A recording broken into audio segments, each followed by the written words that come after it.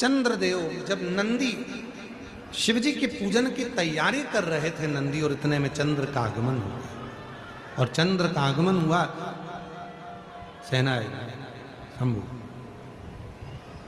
बोले ना, बोले शंभु। जब चंद्र का आगमन हुआ, और चंद्रदेव का जब आगमन होता है, चंद्रदेव जब आए, नंदी पूजन की थाली लगा रहा था, पूजन की तैयारी कर रहा। चंद्रदेव का आगमन हो गया। नंदी को लगा कि ये भगवान भोलेनाथ जी का दर्शन करने के लिए आए, शिव जी का दर्शन करने के लिए। नंदी ने हाथ जोड़ लिए, हर हर। नंदी ने जैसे ही हाथ जोड़े, प्रणाम किया, चंद्रदेव को और अभिमान आ गया। चंद्रदेव को लगा कि मैं बड़ा सुंदर हूं, औषधि का देने वाला हूं, अमृत तत्व को जानने वाला हूं, इसलिए मुझे प्रणाम कर रहा है। और नंदी ने प्रणाम क्यों किया? शिव महापुराण की कथा कहती है, शिव मंदिर के 3 स्थान ऐसे हैं जहां पर बैठकर केवल बैठ जाओ तो भी फल मिलता है। शिव मंदिर के, शिव धाम के, शंकर के मंदिर के 3 स्थान ऐसे हैं जहां बैठ जाओ, कुछ मत मांगो, कुछ मत बोलो, तो भी फल मिल जाता है। कौन से 3 स्थान बताए? तो वर्णन किया तुमरुका जी ने चंचुला देवी को। पहला, मंदिर में जहां नंदी बैठता है, उस नंदी के जो पांव उठा हुआ रहता है नंदी का, उस पांव के पास वाली जो जगह होती है, सीधा जो हाथ होता है, वहां बैठ जाओ, भले कुछ मत मांगो, थोड़ी देर बाबा का दर्शन कर लो, श्री शिवाय नमस्तुभ्यम कह लो, ओम नमः शिवाय कह लो, कुछ भी नहीं मांगोगे तो भी भोलेनाथ तुम्हें खाली नहीं भेजेगा। 3 स्थान बताए, 3 स्थान बताए। पहला स्थान है नंदी के पास, जो चरण उठाए। चरण उठा मतलब नंदी उस चरण के माध्यम से आपके कष्ट को मिटाने के लिए शिव को बिठाकर तुम्हारे दरवाजे तक लाए। पहला। दूसरा, जलाधारी, समझिएगा जरा, थोड़ा ध्यान दीजिएगा कथा में। जैसे ये शिवलिंग है, ये जलाधारी है गोल, ये पानी जहां से बहकर जाता है, जहां से भी बहकर जा रहा है, आपको उससे मतलब नहीं, बस जलाधारी जो पानी बहकर जा रहा है, इस जलाधारी के ठीक विपरीत दिशा में, उत्तर में पानी बह रहा है तो दक्षिण में आप बैठिए। ये जलाधारी जिस साइड बह रही है उसी ओर मुख कर कर आपको इधर बैठना है, इधर मुख कर कर शिवलिंग की ओर मुख कर कर। ये दूसरा स्थान बताया। ये जो स्थान है, ये माता लक्ष्मी का स्थान, ये जो स्थान है कुबेर का स्थान, ये जो स्थान है सारी सिद्धियों का स्थान है, अष्ट सिद्धि नवनिधि इसी स्थान पर बैठकर भगवान शंकर से वर प्राप्त करती है।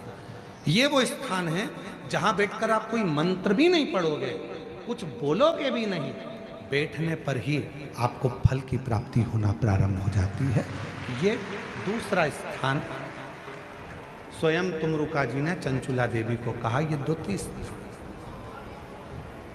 और शिव मंदिर का तीसरा स्थान, भगवान शंकर के मंदिर का तृतीय स्थान कहा गया। तीसरा स्थान, जब हम मंदिर से बाहर निकले और उस मंदिर से, या ओटला हो या कोई मंदिर है कोई, इसीलिए हमने देखा है कुबेरेश्वर धाम पर लोग आते हैं तो कुबेरेश्वर धाम का जो गेट होता है ना, अब तो कुबेरेश्वर धाम का 1 2 3 4 5 6 गेट हैं अब कुबेरेश्वर धाम पर। तो 6 गेट में से जो एक गेट, पहले नंबर, दूसरा नंबर, तीसरा नंबर, 4 नंबर, 5 नंबर, जिस भी गेट में से लोग अंदर आते हैं, उस गेट में से अंदर आते हैं तो सबसे पहले गेट पर दंडवत करते हैं। गेट पर दंडवत करें, वहां सोकर प्रणाम करें, 4-5 दंडवत करते हुए चले जाएंगे। कई लोगों की ऐसी आदत होती है चौराहे पे से दंडवत करते आते हैं। कई लोगों की ऐसी आदत होती है कि वो सीहोर के रेलवे स्टेशन पर उतरेंगे और 11 किलोमीटर तक दंडवत करते हुए जाएंगे। सबका अपना बात।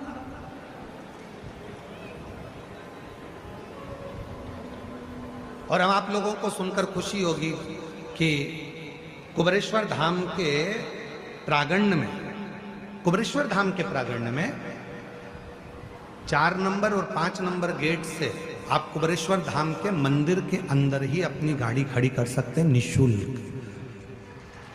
पार्किंग का कोई पैसा आपको देना नहीं, मंदिर के अंदर ही गाड़ी जाती है। बस आपको 4 नंबर 5 नंबर गेट पे पहुंचना है और वहां से मंदिर को अंदर गाड़ी को प्रवेश करो। बड़ी बड़ी बसें भी लगाने के लिए हमने वहां पर सुविधा कर दी है कि बसें अंदर खड़ी हो जाएं, सब अपना भोजन बनाए, वहीं पर खाएं। जिसको भोजन बनाना है भोजन बनाए, नहीं तो भोजन तो बाबा का भंडारा चलता है सबके लिए। कोई बस का शुल्क नहीं लगना है, तुम्हारी गाड़ियों का शुल्क नहीं लगना है। मंदिर प्रांगण में 4-5 नंबर गेट से अंदर करेंगे, गाड़ियाँ निःशुल्क पार्किंग आपको वहाँ प्राप्त होगी। किसी को रुपया देने की जरूरत नहीं, 1 रुपया भी। आराम से आप लोग वहाँ गाड़ी खड़ी करें, रुद्राक्ष लें, खाओ पियो, बाबा के घर आयो, अपने पिता के घर आयो, भजन कोई नहीं।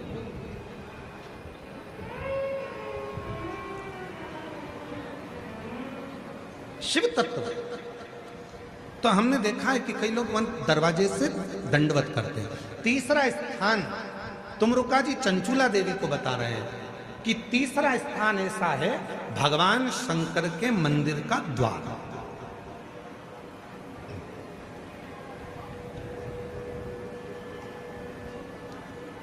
शिव मंदिर का द्वार,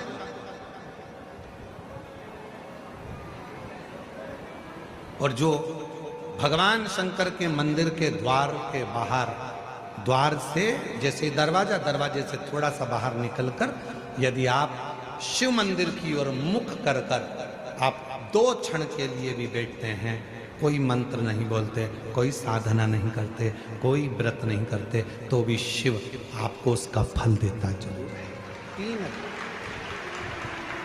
3 कौन कौन सी 3 जगहें जम के बोलेंगे सभी। पहले नंबर का नंदी का जहां चरण उठा है उसके पास, दूसरे नंबर का जहां जलाधारी पानी बहकर जाता है उसके ठीक विपरीत की ओर जलाधारी की ओर, और तीसरा स्थान शिव के द्वार।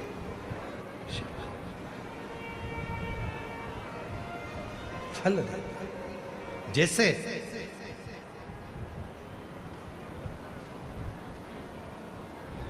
एक नारी के गर्भ में अगर कोई गांठ पड़ जाती है, चेस्ट में गांठ आ जाती है, कोई पुरुष कोई नारी को अगर शरीर में कहीं पर भी गठान हो जाती है, कहीं पर भी गांठ पड़ गई, डॉक्टर को दिखाने जा रहे हो और मन में भ्रम उत्पन्न हो रहा है कोई बीमारी ना लग गई हो, शरीर में कहीं पर भी गांठ हो जाए, कहीं पर आप प्रयास करो। शिव मंदिर के जब पूर्णिमा का दिन हो, प्रदोष का दिन हो, सोमवार की अष्टमी का दिन हो, सोमवार का दिन हो, चंद्रमा की रोशनी जब शिखर पर पड़ रही है और उस शिखर की छाया जहां पड़ रही है उसी जगह पर बैठकर एक बेलपत्र शिव पर चढ़ी हुई चबा चबा कर रात्रि के समय उसको खाना प्रारंभ कर दो। 3 या 4 प्रदोष, 3 या 4 सोमवार, 3 या 4 पूर्णिमा आप करोगे, शरीर की गांठ धीरे धीरे गलना प्रारंभ हो जाएगी और शरीर में गांठ नहीं दिखेगी, वो रोशनी।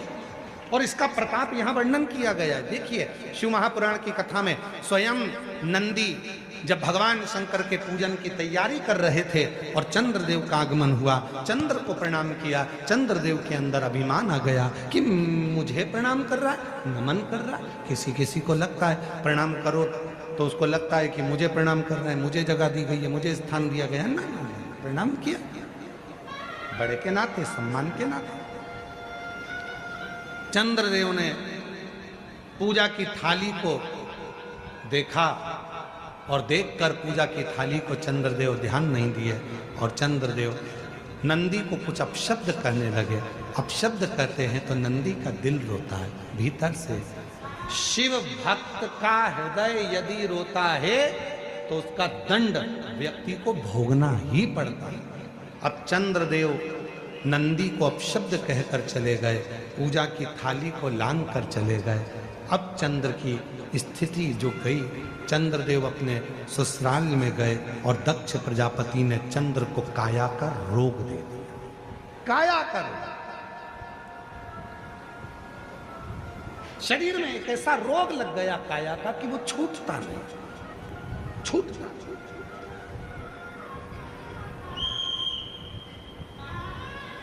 कई बार बच्चे जन्म लेते हैं, बुद्धि का विकास नहीं हो पाता, शरीर का विकास नहीं हो पाता, हाथ पैर से कमजोर रहते हैं, पलंग पर सोए रहते हैं, बॉडी काम नहीं करती है, बच्चे चल नहीं पाते हैं, दौड़ नहीं पाते हैं, बैठ नहीं पाते हैं, भोजन नहीं कर पाते हैं, सुन नहीं पाते, बुद्धि का प्रयोग नहीं कर पाते। उनके लिए ये चंद्रशेखर शिव महापुराण की कथा कह रही है। डॉक्टर का इलाज करवाओ, डॉक्टर शिव का रूप है, वो जैसा बताएं वैसा भी करो, पर साथ में एक चावल का दाना, एक सफेद दुर्वा, दूबा में ही बगीचे की दुर्वा जो लगती है, उस दूब में ही एक सफेद दुर्वा भी लगती है, सफेद दुर्वा, एक चावल का दाना, एक सफेद दुर्वा और एक कनेर का फूल, ये तीनों शिव जी के मंदिर में प्रदोष के समय पर चढ़ाना प्रारंभ करिए। दुर्वा लेकर आ जाओ, चाने का जो चावल का दाना है वो लेकर आ जाओ, चावल के दाने को पीस लो, चावल के दाने को पीस लो और पीस के उसमें दूध का लेपन, थोड़ा सा 2 बूंद दूध का, गाय का दूध मिल जाए तो उसका लेपन कर कर बच्चे के हृदय पर त्रिपुंड उसी चावल के दाने के दूध का लेपन करिए। और जो दुर्वा लेकर आए हो उसको पीस कर जो उसको भोजन देते हो उस भोजन में मिलाकर उसको खिलाइए। धीरे धीरे बच्चे का आप देखेंगे कि वो खुद उठने का प्रयास करेगा, हाथ पैर चलने का प्रयास करेगा, बुद्धि काम करना प्रारंभ करेगी और बच्चा एकाग्र चित्त का होता चले जाएगा, विवेक का। कुछ प्रदोष कर कर कुछ, और ध्यान रखे प्रैक्टिकल जरूर करें। प्रैक्टिकल का जमाना है, बिना प्रैक्टिकल के काम नहीं चलता। प्रयास आपको करना है, अपने कपड़े की बटन अपने को लगाना है, अपना भोजन अपने को करना है, अपनी खांसी अपने को खांसना है, अपनी छींक अपने को छींकना है, अपना सिर दुखे तो गोली भी अपने को खाना है, तो व्यवस्था भी आपको करना है, करना आपको।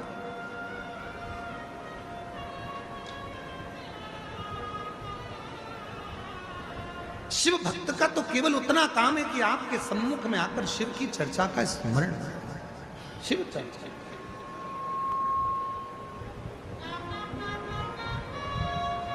शिव कथा कर, भगवान शंकर का चरित्र कर। दक्ष प्रजापति ने श्राप दे दिया, चंद्र को काया का रोग लग गया। काया का रोग छूटे कैसे, किसके पास जाएं? देव ऋषि नारद ने कहा तुमने नंदी का अपमान किया। भगवान अपने अपमान को सहन कर लेते, पर भगवान भोलेनाथ अपने भक्त के अपमान को कभी सहन नहीं कर पाते हैं, कभी नहीं। शिव अपना अपमान सहन कर लेंगे, पर भगवान भोलेनाथ अपने भक्त का अपमान सहन नहीं कर पाते। इसीलिए आपको शिव महापुराण की कथा में बार बार कहते हैं, भगवान शंकर की कथा नहीं सुनना मत सुनो, पर शंकर की कथा की निंदा मत करो। शिव जी के मंदिर नहीं जाना मत जाओ, पर शंकर की निंदा मत करो। शिव महापुराण में नहीं जाना मत जाओ, पर कोई शंकर का भक्त है, शिव का भजन करने वाला है, शंकर का स्मरण करने वाला है, कोई शिव गुरु है, कोई शंकर को ही गुरु मानकर शिव को ही गुरु के तत्व में जानते हैं, तो उस शिव गुरु की कभी निंदा मत करो, कभी निंदा मत करो। क्यों? क्योंकि शिव अपना अपमान सहन कर लेते हैं, पर अपने शिव गुरु का अपमान शिव कभी सहन नहीं कर पाते हैं, उसकी निंदा।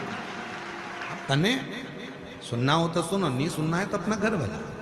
कोई नहीं कह रहा तुमसे कि कथा में आ, निंदा मत, बुराई मत करो। कोई मंदिर जा रहा है तो उसकी निंदा मत करो। कई लोगों की आदत रहती है, कोई माताएं जल लेकर मंदिर जाती हैं तो उस पर ताना कस देते हैं। क्यों कसना? एक दिन जिंदगी का ऐसा आएगा कि तुम पर ताना कसा जाएगा। किसी को अपशब्द मत करो। एक उंगली जब हम किसी पर उठाते हैं तो ये 3 उंगली अपनी ओर जाती है कि तू अपने अंदर झांक कर देख कि तू कैसा है। क्यों अपमान कर, क्यों अपशब्द कर?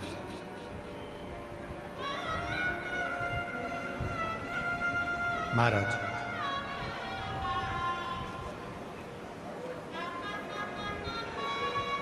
पूरी मनुष्य देह में पूरे मानव के शरीर में केवल हमारे शब्द, हमारी वाणी 24 घंटे यात्रा करती है। मानव के शरीर में केवल हमारा शब्द, हमारी वाणी ऐसी है जो 24 घंटे यात्रा करती है। शब्द, इसलिए कहते हैं वाणी ऐसी बोलिए जो मन का आपा खोए। 4 ताले में बंद हो जाओ और 4 ताले में बंद होकर भी तुम कुछ बोलोगे तो तुम्हारे शब्द बाहर निकल कर आ ही जाएंगे और लोगों के कानों तक पहुंच जाएंगे। पति पत्नी अपने कमरे में बैठकर भी बात करेंगे तो वो बात अपनी बहू तक पहुंच ही जाएगी, बेटे तक पहुंच ही जाएगी। बहू बेटा अपने कमरे में बैठकर बात करेंगे तो वो बात सास तक पहुंच जाएगी। कोई नहीं है, कमरे की आवाज भी बाहर नहीं जाती है, कोई नहीं सुनता, फिर भी वो शब्द चलते हैं। हमारे मुख से निकले हुए शब्द यात्रा करते हैं।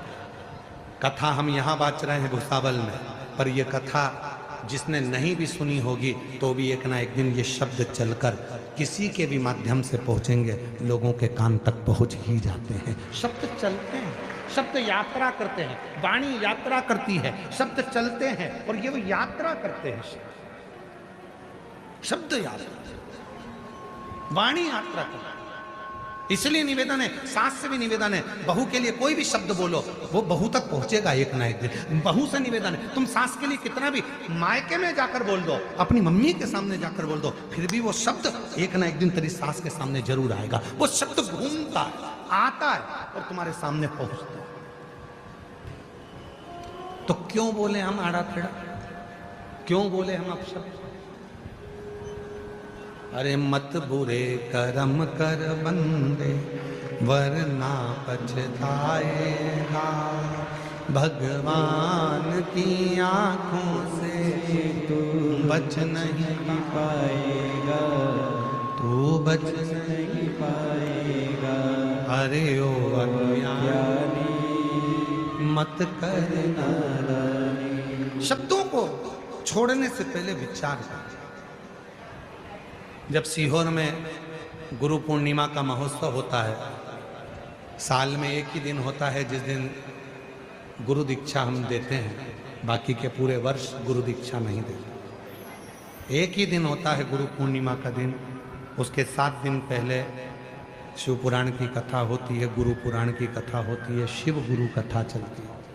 जब उसमें गुरु पूर्णिमा के समय पर शिव भक्त सीहोर पहुंचते हैं, कथा श्रवण करते हैं, तो हम उनसे एक ही बात कहते हैं, आप आए हो कथा सुनने के, पर शिव गुरु की बात अपने अंदर उतार कर लेकर जाना कि अपने अंदर की जितनी बुराइयां हैं उसको त्याग कर कुछ अच्छा ग्रहण कर, कुछ अच्छा लें अपनी जिंदगी। तो कथा में आना सार्थक है। चंद्रदेव को काया का रोग लगा, चंद्रदेव नारद जी के पास गए, नारद जी ने नंदी के पास भेजा।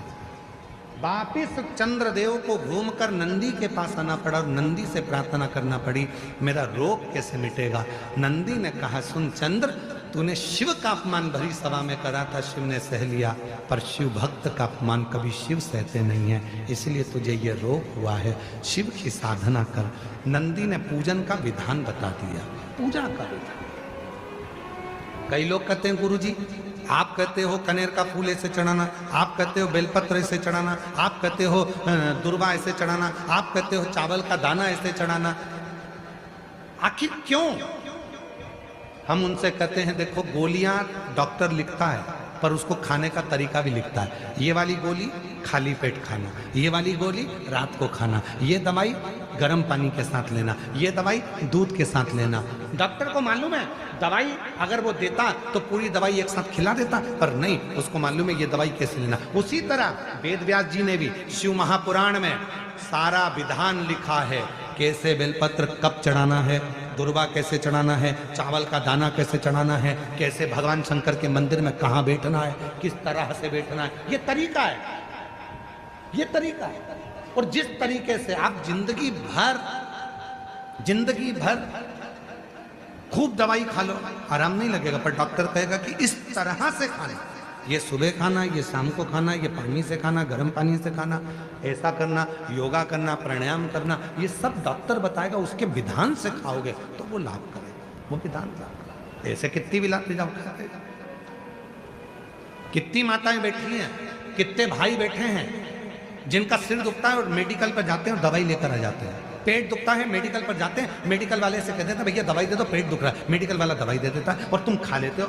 वो थोड़ी देर का आराम लग जाएगा, फिर तकलीफ होगी। इसलिए मेडिकल पर जाने से पहले डॉक्टर के पास जाओ और डॉक्टर के पास जाकर कहोगे कि ये तकलीफ है, फिर डॉक्टर उसको लिखेगा। तो क्या डॉक्टर तो 3-4 दवाई लिख देता है, मेडिकल वाला एक ही दवाई देता है। डॉक्टर 3-4 दवाई क्यों लिखता है? क्योंकि एक दवाई देगा, उसको मालूम है एसिडिटी होगी, तो उसके साथ दूसरी दवाई भी देगा। एसिडिटी को दबाने के लिए फिर तीसरी दवाई देगा।